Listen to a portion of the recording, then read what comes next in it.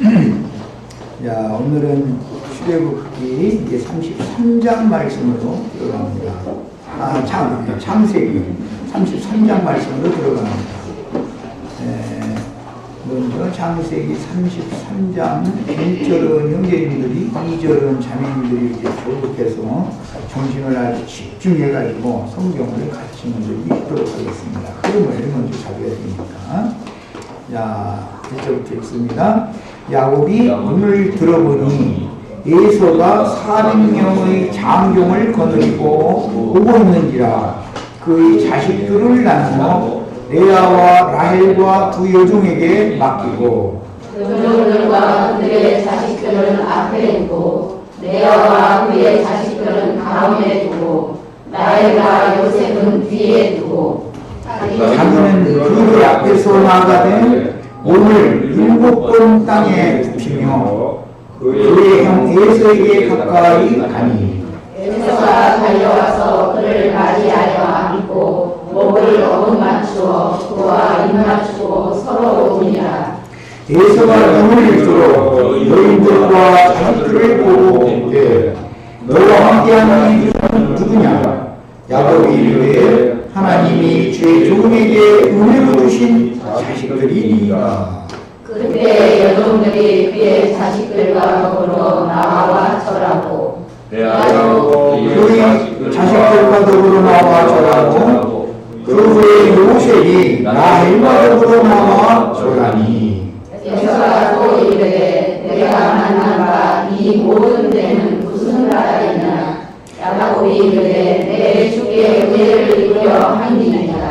에서가 이르되 내 동생아 내게 있는 것이 족하니 네 소유는 네게 두라.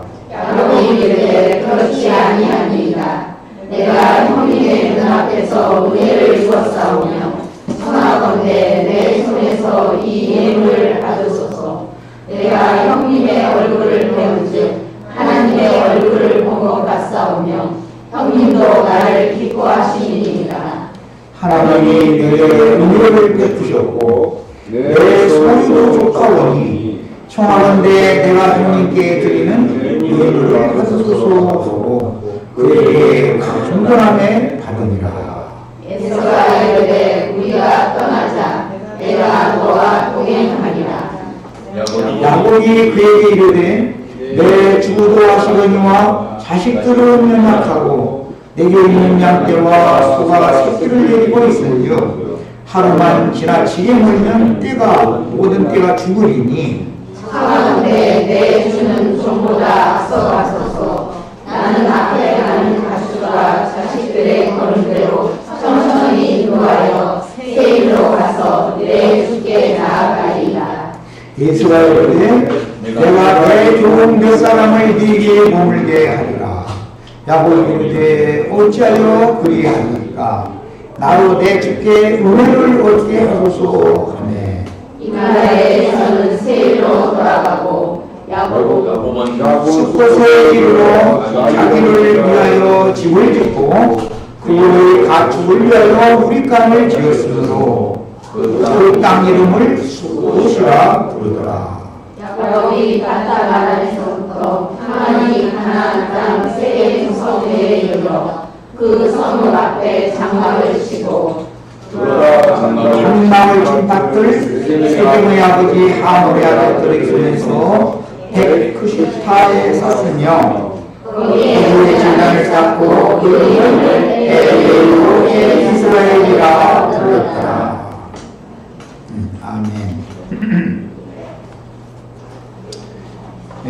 오늘은 이제 33장이 짧은 문구로 되어 있지만 사실은 다룰 말씀들은 너무 많은데 우선 능력의 흐름을 보자면은 박단나람의 그 장인이면서 외속에게서 떠나서 하나님이 지시하신 가나안 땅에 지금 이제 무사히 돌아왔다.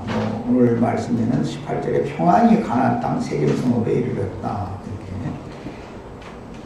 이렇게 표현을 했어요. 물론 돌아오는 데는 야복나루의 그 야곱의 씨름도 있었었고, 그 다음에 분이엘의 그 전원자의 체험도 있었었고, 오늘은 그런 이제 우여곡절을 겪었지만 오늘은 두려워하던 형 에서가 400명의 장정을 거느리고 불을 품고 쫓아왔지만 오늘 만날 때에는 서로가 입을 맞추고 목으로 막 이어서 서로 울었다 그렇게 표현을 했어요. 그러니까 형이 그 동생 집을 받아준 것이죠. 이것은 이제 지금부터 다루고자 하는 내용은 어떻게 하나님의 장자권자인 야곱 집을 지금부터 이제 가나안 땅에 세울 것인가 그것을 이제 다루는 내용으로 들어가는데 창세기 끝까지가 계속 그것이죠. 물론 이제 신약성경에서도 예수님이 구속을 이룬 후에 어떻게 주님의 교회를 이 세상에 세워나갈 것인가 그것을 다루는 것이 성경 전권의 핵심 주제다 이렇게 말할 수가 있습니다.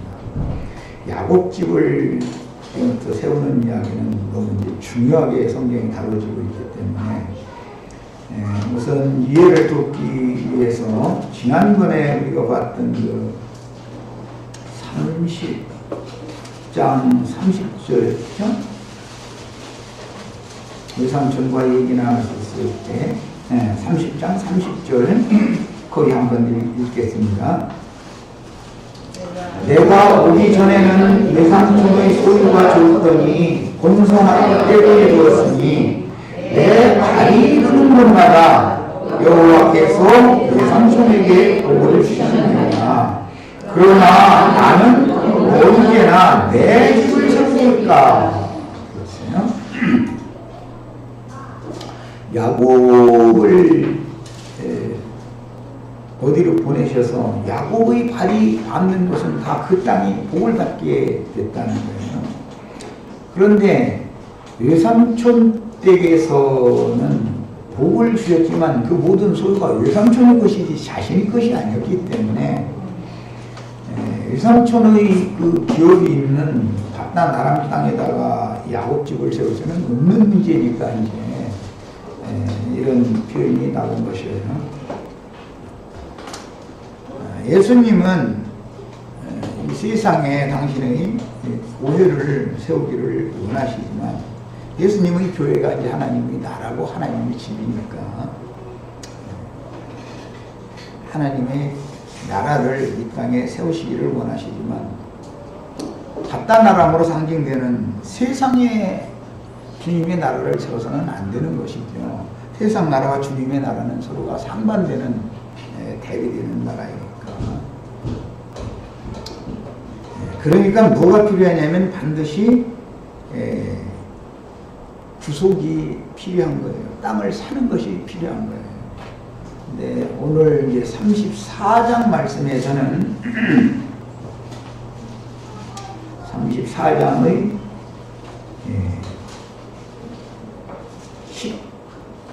18절에서 20절을 17절부터 읽어야 되겠다. 17절부터 20절까지를 정신을 들여서 또박또박 읽겠습니다.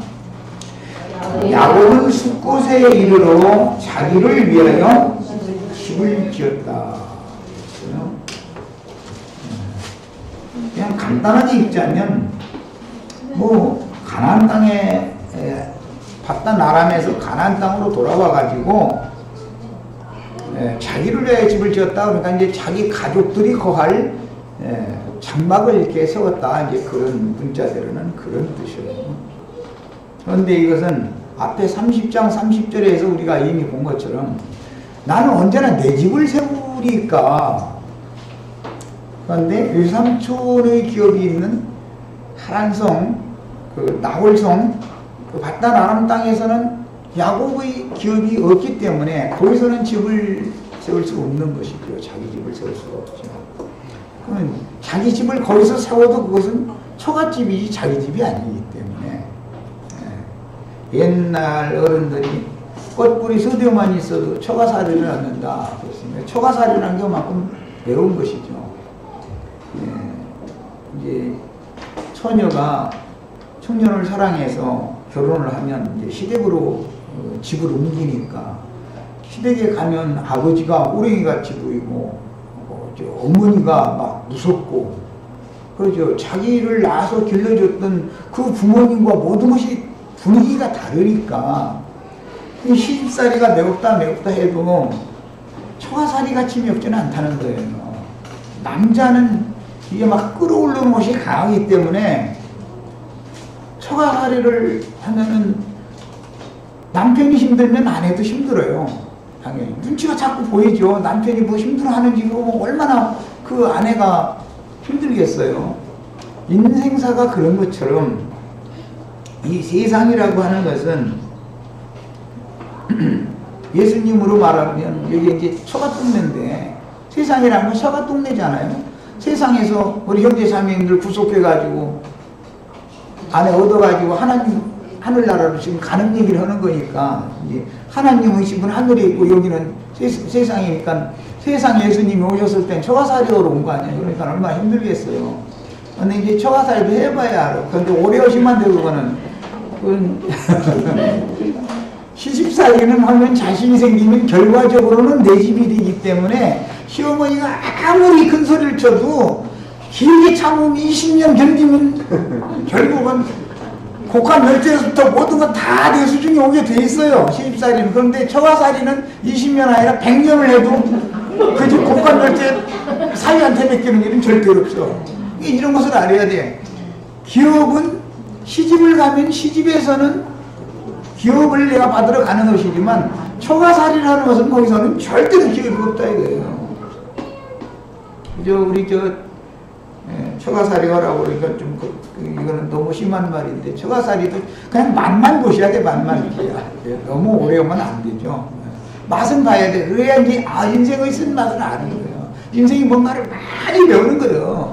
처가살이를 하면은 정말로 많은 걸 배워요. 누가 뭐 가르쳐 줄 거 없어서 하나님이 직접 그냥 가르쳐 주셔. 매일 매 순간마다 아주.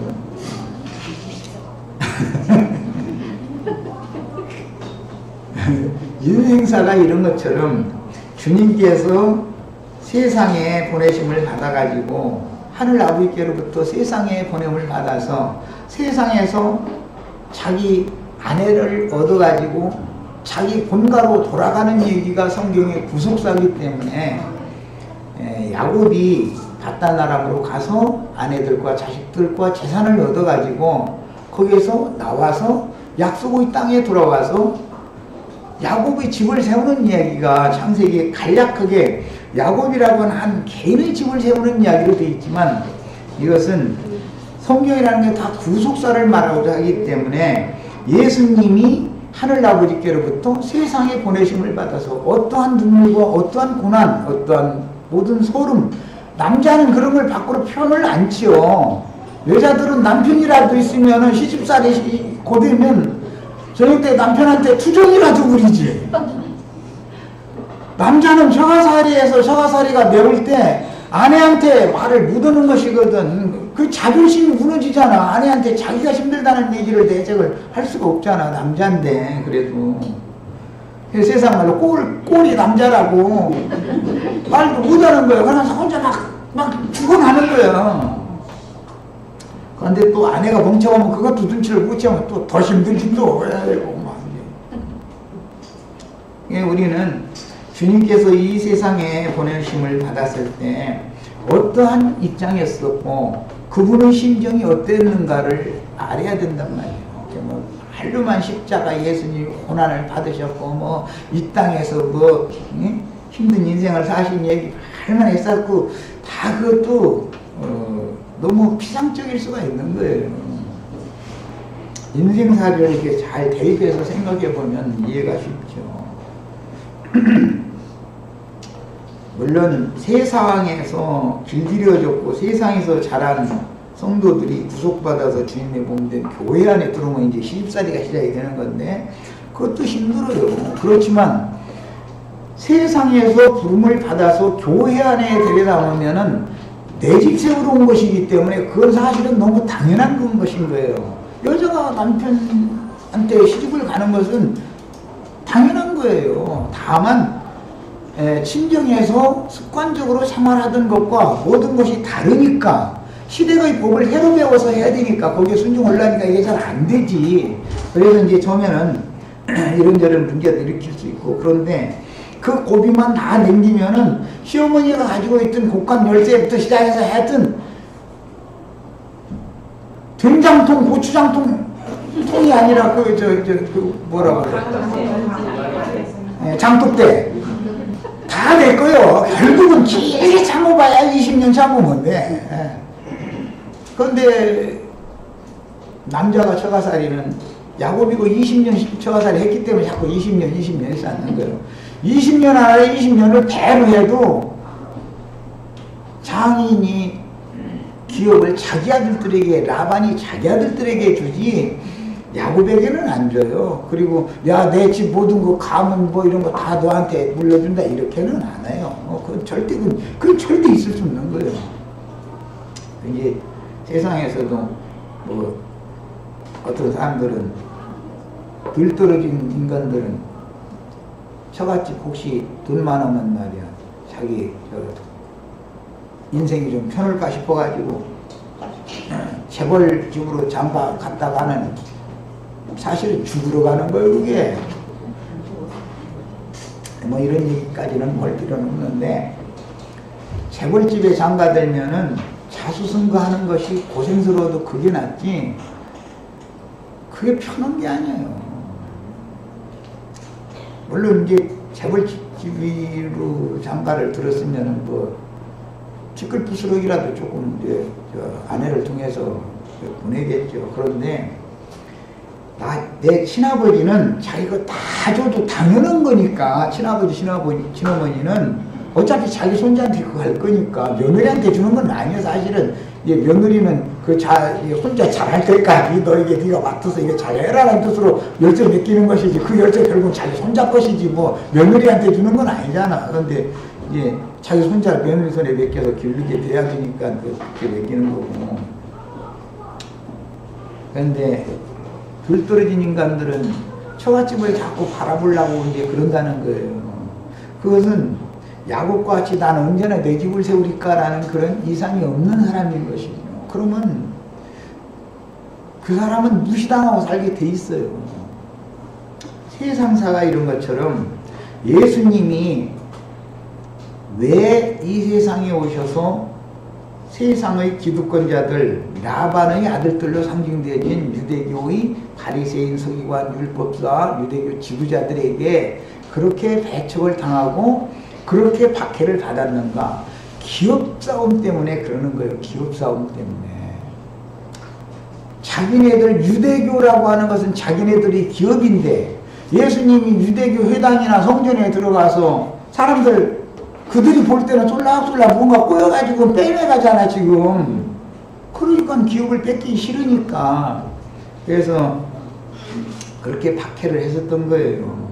이제 비유 말씀에 보면 포도원 그 품꾼들이 삭슬 받으러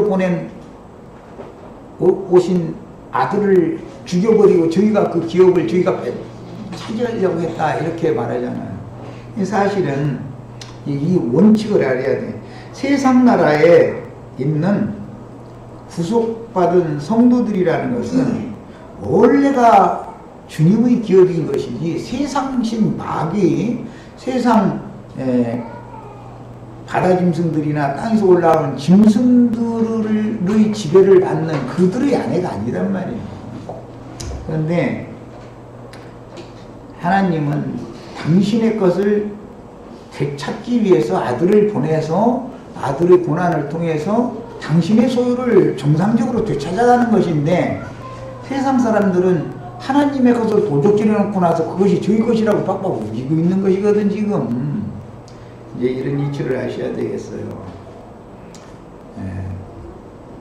야곱이 우여곡절 끝에 평안히 가나안 땅 세겜성에 이르러서 그 세겜성 앞의 숲곳이라고 하는 곳에 자기를 위하여 집을 짓고 그 가축들을 위해서 우리간을 여기 지었다 그랬는데 이제 만들었다. 이건 창세기 1장 26절에서 인용하는 말이에요. 창세기 1장 26절은 굉장히 중요한 말씀이 거기에 있어요. 하나님이 우리의 형상과 우리의 모양대로 사람들을 만들고 그들로 모든 땅을 정복하게 하고 모든 생물을 다스리게 하자. 거기서 이게 인용하는 말이에요. 거기 보면 짓는 이야기 나오고 만드는 이야기가 거기서부터 나오는 거예요. 야곱집을 위해서는 지었다 그랬고 우리간이라는 것은 원래 그 아싸라는 말은 창세기 1장 26절에는 우리 모양대로 만들자 할 때 그 만든다라는 똑같은 용어예요.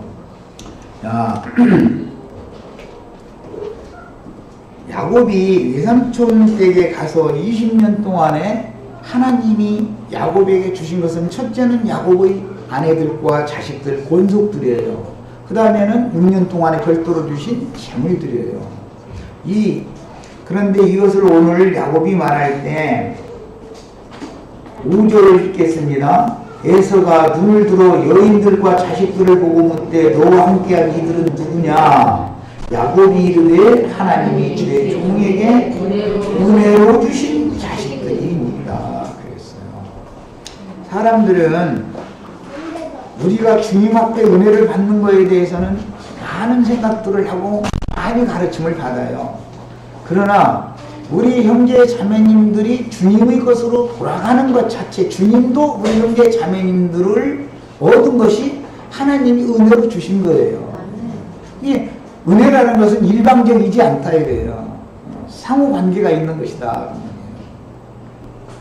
이제 장로교단 특히 예정론을 강조하는 데서는 은혜하면 그냥 하나님이 그냥 우리들의 일방적으로만 부어주는 일방통행만 자꾸 이렇게 생각을 하는데 그렇지 않아요.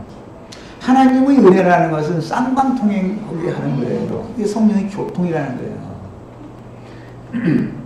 은혜의 성령을 욕되게 하는 자의 받을 흉벌에 대해서 말하는 것은 무슨 말이냐. 그 은혜라는 것은 교통이다. 쌍방 교통을 하는 것을 말하는 것이란 말이에요.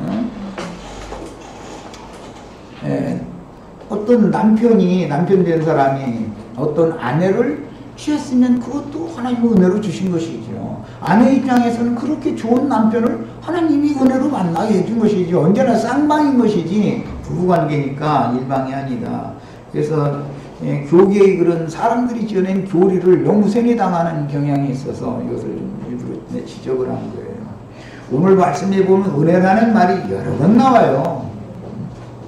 은혜로 주신 것이니 자식들이니이다 그랬고 주께 은혜를 입기를 원합니다. 내가 형님의 눈앞에서 은혜를 입었사오면 그 다음에 내게 은혜를 베푸셨습니다 라든지 내가 형님께 은혜를 얻기를 원합니다. 이런 얘기가 계속 은혜라는 말이 많이 나와요.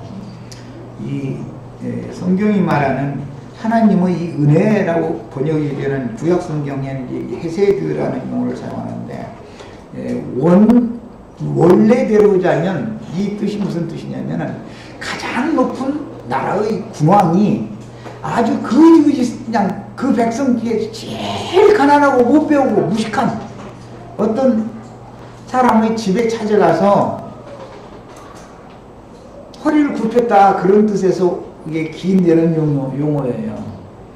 그래서 이것은 이제 그 면을 보면 예수님이 우리 같은 죄인들에게 모든 것의 주인이신 하나님 아버지께로부터 세상에 보내심을 받아가지고 우리 형제 자매들 같은 죄인들에게 찾아와서 허리를 굽혔다 그 말이에요. 이제 그런 개념이기 때문에 은혜라는 것을 설명을 할 때 나는 세상에 섬김을 받으러 온 것이 아니다. 너희는 앉아서 먹는 자니까 너희가 섬김을 나한테 받고 있지 않냐 오히려. 예수님은 표현을 그렇게 했어요. 그렇지만 그들이 주님의 말씀을 잘 받아서 먹고 소화를 잘하고 잘 건강하게 자라가면 주님은 그것이 은혜다 이거예요. 그것이. 이제 개념은 이제 잘 정리가 되셔야 되겠고 다른 번역에서는 번고하셨다, 돌아보셨다 이렇게 번고하십니다. 또는 자비, 인애를 베푸셨다. 이제 뭐 여러 가지로 번역을 해요. 이 용어가 아주 그런 게 다양하게 사용이 되는데 오늘 형님에게 은혜를 입는 것은 실제로는 아브라함의 아버지 이삭이 섬기던 하나님, 그 아버지 야곱의 조부인 아브라함이 섬기던 하나님께 은혜를 입는 것의 실제는 오늘 형에게 은혜를 입는 것이다.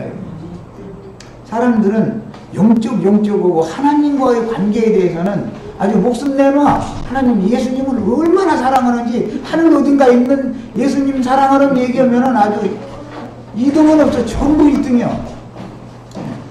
그런데 그분이 피로 사신 교회의 형제 자매님들을 어떻게 대하는 것이 곧 주님을 어떻게 대하는 것이다 라고 하는 인식이 없다 이래요. 인식이. 이제 이거는 주님의 집, 야곱 집이라는 것이 무언가에 대한 인식이 없다 그 말이야. 야곱이 자기를 위하여 집을 지었다 그렇지만 자기 혼자를 위하여 집을 짓는 게 아니죠. 자기 권속과 종들과 뭐 많은 그 우양떼들 전체를 위해서 집을 짓는 것이죠. 이 야곱집을 짓는 이야기가 성경의 핵심 주제고 예수님이 이 세상에 오셔서 당신이 교회를 세우는 것을 상징하는 거기 때문에 제일 중요한 이 성경의 핵심 주제다라는 걸 아셔야 되겠습니다.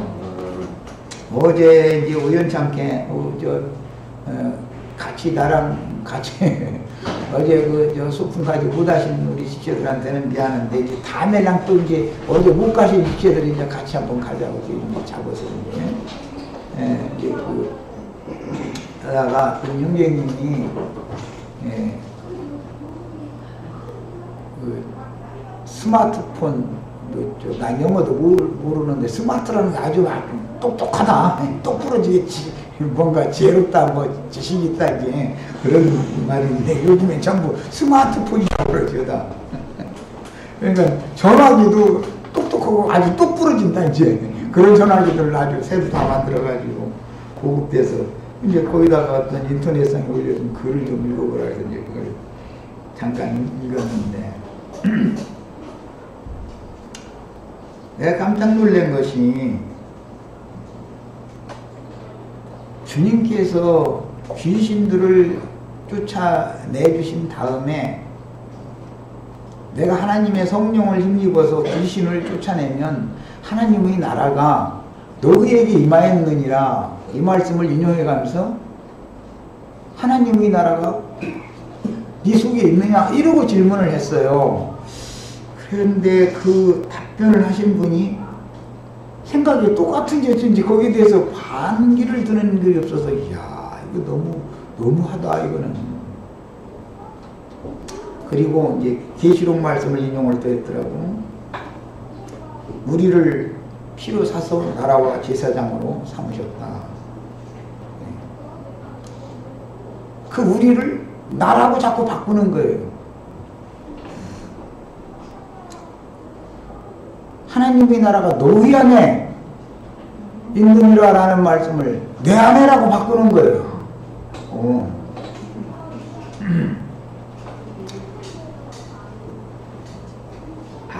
아브라함의 하나님, 이삭의 하나님, 야곱의 하나님이 구속을 통해서 지난 죄들을 깨끗이 사면해서 정결한 태로 그릇을 새로 정결하게 재창조하신 다음에 진리 말씀 씨를 심어서 잉태시키고 해산하게 하는 생명의 주인의 역사를 통해서 우리가 거듭났어요.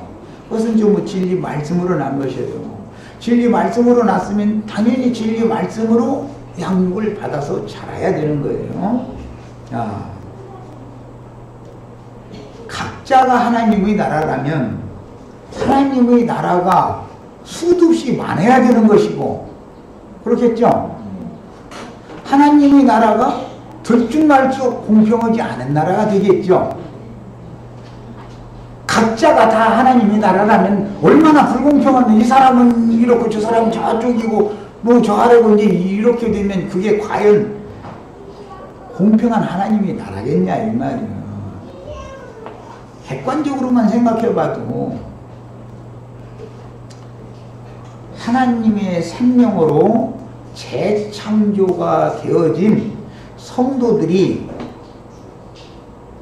야곱 집을 세운다 그럴 때 야곱 한 사람 개인의 집을 세우는 게 아니라 야곱 권속들이 함께 거하는 장막을 세우는 걸 말하는 거예요.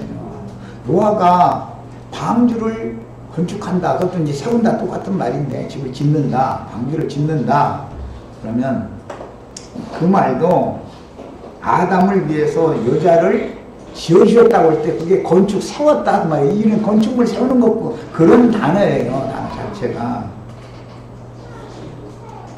그러면 건축물에는 노아의 방주를 짓는 것과 같은 예로 야곱의 집을 짓는 것과 같은 예로 여러 가지의 자재들이 적재적소에 필요하게 다 사용이 되어져서 전체가 어우러져 가지고 한 집을 세워놓는 얘기를 하는 것이지, 어떤 한 사람이 특출하게 굉장히 이미 자기는 이제 예를 들어서 자기는 이제 다 돼서 천년이 차서 이제 왕노릇을 해. 예를 들자면 그런다 해서 집이 세워지는 게 아니잖아. 그러면 그 집은 세워졌는데 그럼 다른 지체들 집은 뭐야? 그게 말이 되겠냔 말이야. 이것은 모두 주님의 몸, 주님의 집이라고 할 때 많은 건축 자재들이 필요한 요소에 제자리에 들어가서 맞춰지는 상태를 말한다 이 말이에요. 그러니까 우리들은 각양의 은사를 가진 각양의 특성을 다 하나님께로부터 부여받은 건축 자재들로서 모든 성도들이 모여서 주님의 집을 세우는 것이지, 우리는 그러니까 주님의 몸, 주님의 집에 붙은 한 지체인 것이지, 내가 주님의 집이다 라고 말하는 것은 거짓말하는 말이다 이거예요. 성전하면 예수님을 말하는 거예요. 내가 예수님은 아니잖아. 성전은 주님의 몸된 교회를 말하는데, 우리는 주님의 성전이 한 부분들이 될 수는 있지만 내가 주님의 성전은 아니잖아. 예수님은 이 성전을 하려 할 때는 예수님을 말하는 거예요. 예수님은 그렇게 말씀하셔도 되는, 또 그래야 맞는 거예요. 예수님은. 우리는 그리스도의 몸을 세우는 각 지체들인 것이지 내가 다 성전이다 이런 개념을 바꾸시란 말이에요. 이것은 내가 하도 많이 말을 했는데도 우리 지체들이 이해가 잘 안 되는 것 같아.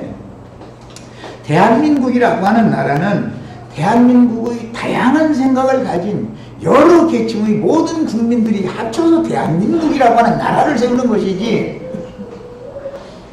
대한민국을 누가 대표하느냐라는 말과는 개념이 다른 것이다 이거예요. 세우는 문제는.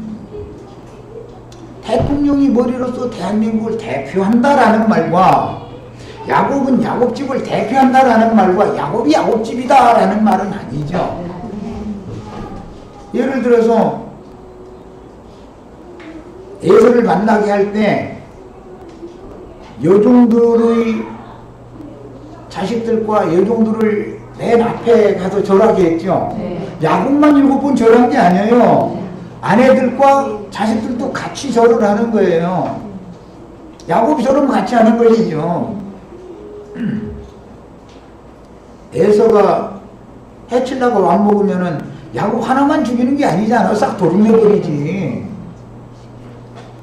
그 가족들 전체를 다 받아줘야 되는 문제단 말이에요. 야곱 한 사람을 받아준다는 뜻은 대표성을 갖는 거예요. 그렇다 해서 야곱 혼자만 저러고 사면 받는 게 아니죠. 온 권속이 다 절을 하고 다 사면을 받아야 되는 일이죠. 그러니까 예수님이나 사도들은 대표성을 갖는 것이지, 그렇다 해서 베드로가 내가 하나님의 집이다 이렇게 말하는 법은 없잖아요. 그런 구절은 없죠. 바울이 내가 하나님의 집이다 이런 말은 없잖아요. 나는 하나님의 집을 세우는 지혜로운 건축자다 이렇게 말을 하지, 종이다 그렇게 말을 하지. 그러니까 이런 개념 정리를 잘 하셔야 돼요. 교회의 이상이 없으면, 하나님의 집, 야곱집이라고 하는 이상이 없으면 구약 성경을 읽다 보면 다윗집 얘기가 수없이 많이 나와요. 다윗집, 이스라엘집, 다윗집이라는 말이 수없이 많이 나와요. 그러면 다윗이라는 한 사람의 집을 말하는 것 같지만 겉면으로 보면 다윗의 가문을 세우는 것을 말하는 거예요. 외적으로 보자면 사울 집 하면 사울의 가문이 왕권을 가진 가문으로 세움을 받는다 그런 뜻이지만 대표성을 갖는 것이고 이스라엘 집이나 다윗 집은 동의어다 말이야. 단체적으로 볼 때는 다윗 집을 세우는 것은 곧 이스라엘 나라를 세우는 것이고 하나님 집을 세우는 거예요. 주님의 집을 세운다라고 하는 것은 교회를 세우는 것이고 하나님의 나라를 세우는 것인 거예요. 그러다 보면 어느 개인이 그렇게 말할 수는 없단 말이야. 그 집을 세우는 나도 지혜로운 건축자로서 주님의 집을 세우는 한 부분의 직무를 담당한다라고 말을 할 수 있지만 내가 주님의 집이다, 내가 이스라엘 나라다라고 말을 하면 되겠냐 이 말이에요. 안 맞죠? 이런 것을 구분을 꼭 잘 하시기를 바라요. 나는 주님의 집을, 주님의 교회를 세우는 교회의 건축자일 뿐 아니라 건축 자재들 중의 하나인 거예요. 건축 자재들 중의 하나예요. 그러니까 다 나같이 되라고 해서 돼요, 안 돼요? 안 돼요. 그러면 주님의 집이 세워지지가 않죠. 주님은 모든 성도들을 구속해서 하나님의 형상이신 그리스도의 형상과 모양으로 지어지고 만들어져라 라고 말을 하는 것은 주님 입장에서는 당연한 얘기인 거예요. 그러나 그건 단체를 대표하기 때문에 그래요. 주님은 다 나를 본받으라 말할 수 있고 그렇게 말씀하실 수 있어요. 그러나 예를 들어서 나도간 형제와 우리 지체들 보고 다 나같이 되라 그러면 말이 돼야 안 돼요? 은사가 다르잖아요. 가장의 은사가 벽돌은 벽돌로 일을 해야 되고 뭐 다른 어떤 이 판넬은 판넬의 일을 해야지 내가 판넬 천정 역할을 한다 해가지고 다 판넬만 갖다 쌓아놓으면 집이 돼요? 그럼 말도 안 되는 소리잖아요. 그래서 각 사람에게 여러 가지의 가장의 은사를 주셔서 그 은사들을 다 시합해서 제자리에서 봉사를 하게 하심으로 주님의 집을 세우는 것이 하나님의 집 건축인 거예요. 이스라엘 나라를 이렇게 세우는 거예요. 이런 데에 대해서는 우리 형제 자매님들은 정확한 이해를 가지셔야 돼요. 교회가 뭔지에 대해서 모르면은 사실은 성경을 모르는 사람이요. 그 다음에 이제 전체적인 이제 얘기를 하다 보니까 왔다리가 됐는데 야곱이 자기를 위해서 집을 짓고 가축을 위해서는 우립간을 지었다 그랬는데 이제 여기는 만든다, 지었다. 우립간 얘기는 만든다라는 말이에요. 아싸. 창세기 1장 26절 아까 내가 이미 인용해드렸어요. 짓는 것은 세우다. 사람을 짓되 뭐 이렇게 할 때 그게 이제 세운다는 뜻이에요. 이것은 다윗이 예를 들어서 왕으로 세움을 받죠. 그러면 다윗 집을 세운다라는 말은 이스라엘 나라의 왕권을 가진 사람으로 하나님 앞에 세움을 받는다 그런 뜻이죠. 대통령이 당선됐어도 취임식을 해야지요. 세움을 받아야지요. 전 국민 앞에서 그런 것과 같은 개념이다. 그것에 대한 이해가 있으셔야 돼요. 그 다음에 이것은 이제 개인적으로 자제들을 하나님이 이제 준비를 하시는데 아버지인 다윗은 자제들을 준비하고 솔로몬인 아들이 세우죠. 그 자제들을 가지고 이제 하나님이 우리 형제 자매님들을 다 준비해 주신 거예요. 그래서 내 아버지께서 내게 준 자들을 내가 하나도 잃지 않고 다 이렇게 건사 보존했습니다. 이런 말씀이 이제 요한복음 17장에 나오는데 우리 형제 자매님들은 아버지께서 예수님의 것으로 주셨기 때문에 교회 생활에 오게 된 거예요. 사람이 막 내가 어떻게 해서 궁금해서 그 예배당에 가봤다 이렇게 하는 것은 물론 그 사람 개인 체험에서는 그렇게 말할 수 있지만 그 뒤에서 역사하시는 하나님이 그 사람을 그렇게 길을 인도하신 것이지요. 이제 이런 개념을 아셔야 되겠고, 오늘 우리는 이제 야곱집을 세우는 이야기, 성령, 주의 성령께서 교회들을 세우는 이야기를 상징하는 이런 중요한 부분의 말씀을 읽을 때, 구약 성경을 읽다 보면은 이게 역사적으로 그때 당시에 있었던 사실을 갖다가 그대로 기록을 하는 내용이니까 그냥 이게 뭐 야곱이 바단 나람에 가서 20년 고생하다가 하나님께서 돌아가라고 한 그 가나안 땅으로 와가지고 세겜성이라고 하는 곳에 이르러 가지고 그 이제 초성이 가나안 땅의 초성에 지금 온 거예요. 거기에 이르러서 밭을 사가지고 오늘 말씀이 그렇게 됐죠. 자기를 위하여 집을 짓고 가축을 위하여 우리간을 지은 그 땅의 밭을 샀다는 거잖아요. 값주고 인백 크시타를 주고 그 밭을 샀다는 거예요. 이런 이야기가 그때 당시 역사적인 이야기지만 사실은 세상에 보내심을 받은 예수 그리스도께서 이루신 구속의 믿어진 성도들 주의 성령으로 말미암아 영이 거듭나고 구속이 확정되어진 성도들의 영혼을 사서 그리스도의 몸된 교회를 지금 세우는 것을 예표한다라는 것을 아셔야 되겠어요. 첫 시간은 여기까지 일단 해서 마칩니다. 그리고 중요한 큰 문각을 담는 말씀을 나눴습니다.